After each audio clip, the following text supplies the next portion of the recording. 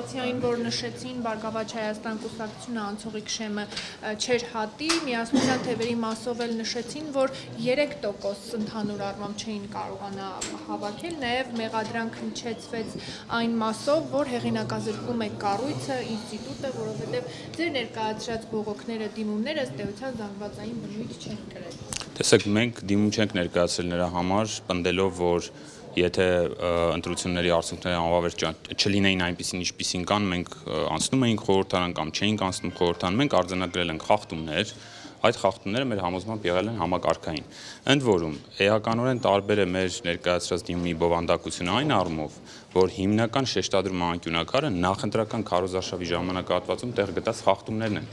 Եվ հատկապես իշխող ուժի կողմից թույլ տրված խախտումները, որովհետև ինչպես բազմիցս նշեցինք, այդ խախտումների արդյունքում չի ձևավորվել ընտրողների այն կամքը, որը որ կլիներ հավասար պայմանների դեպքում, այսինքն քվեատուփի, քվեախցիկի առաջ կանգնած ընտրություն կատարելիս ընտրողի վրա նախապես արդեն տեղի է ունեցել օրենքով արգելված ազդեցություն այն միջոցներով, որոնք որ մենք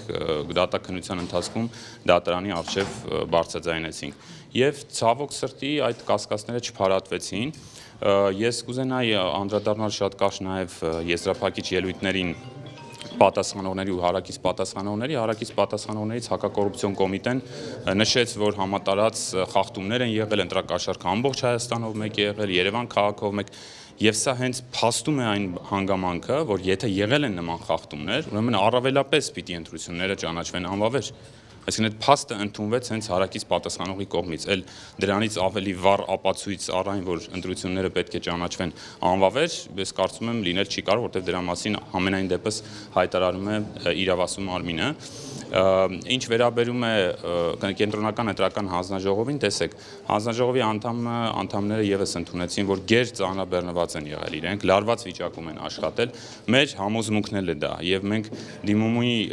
բացատրություններում, երբ որ ներկայացնում ենք մեր փաստարկները, շեշտադրեցինք, որ միգուցե հենց հանձնաժողովը չի ունեցել բավարար կարողություններ այդ ամբողջ խախտումները բացահայտելու, դրանց հրատապության կարգով անդրադարձ կատարելու, որովհետև եթե պետությունը չի կարողանում կազմակերպել ընտրությունները հավասարության ու ազատության սկզբունքների պահպանմամբ, արդյունքը լինում է այն, որ մենք հայտնվում ենք Սահմանադրական դատարանում։ Այդ հիմնավորմամբ է, որ ընտրությունները պետք է ճանաչվեն անվավեր։ ՍԴ խորհրդակցական սենյակում ըստ ձեզ, պարոն Դրմեյան, ինչ որոշում կկայացնի, ինչ ակնկալիքներ ունեք։ Դեռ հույսը պահպանվում է, որ Սահմանադրական դատարանը կմնա իր բարության վրա եւ կարձանագրի, որ այն խախտումները, որոնք ներկայացվեցին բոլոր դիմումատուների կողմից, որոնք ցույց էին տալիս դրանց համակարգված եւ նաեւ համատարած բնույթը, ազդել են ընտրության արդյունքներին, կարող էին ազդել ընտրության արդյունքների վրա, սա հատկապես կուզենայի շեշտադրել, կարող էին ազդել ընտրության արդյունքների վրա եւ անվավեր կճանաչի ընտրության արդյունքները։ Պարոն Դրմեյան, տեսեք, Վահագն Հովակիմյանն իր ելույթում քաղաքական ուժերին, ճակերտավոր ասած, մեղադրեց քաղաքական դիվիդենդ շահելու համար Սահմանադրական դատարան դիմելու մեջ։ Հիմա այս հայտարարությանն ինչպես